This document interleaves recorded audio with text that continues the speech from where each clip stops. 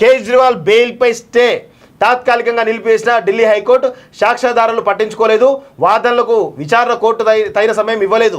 5 గంటల్లో 3.5 గంటలకు పైగా ఈడీ లాయర్ వాదించారు. అనుకూల తీర్పు ఇవ్వకపోతే జడ్జిని నిందించడం దారుణం.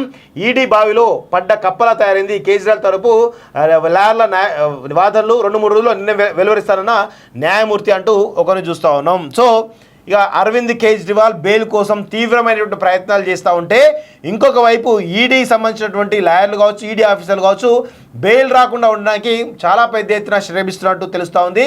ఇక న్యాయ వ్యవస్థలో ఉన్నటువంటి లోపాలన్నింటినీ కూడా కేజ్రీవాల్ ఆసరాగా తీసుకొని బెయిల్కి అప్లై చేస్తూ ఉన్నాడు. ఈ కోర్టు కాకపోతే ఆ కోర్టు, ఆ కోర్టు కాకపోతే ఇంకొకటి, ఇంకొకటి కాకపోతే ఇంకొకటి, ఇట్లా ఏవైతే ఈయనకు బెయిల్ వచ్చే అవకాశం ఉన్నటువంటి ప్రతి దాంట్లో కూడా ఆయన ప్రయత్నం చేసి కొంత సఫలీకృత ప్రయత్నం చేస్తున్నప్పటికీ కూడా ఇంకొక వైపు ఈడీ ఆయన వస్తున్నటువంటి బెయిల్ పైన స్టే తీసుకురావడం కూడా ఈరోజు పెద్ద ఎత్తున చర్చ జరుగుతూ ఉంది. సో ఖచ్చితంగా మరి బెయిల్ వస్తుందా రాదా అని త్వరలో తెలిసే అవకాశం అయితే కనబడతా ఉంది. మరి స్టే ఇచ్చారు, 2-3 రోజుల్లోగా తెలుస్తుంది బెయిల్ వస్తుందా రాదా అనేది. సింగరేణికి అన్యాయం చేయను, తెలంగాణ బిడ్డగా నాకు బాధ్యత ఉంది, గనులపై ప్రధానికి నివేదిస్తా. తెలంగాణలోని గనుల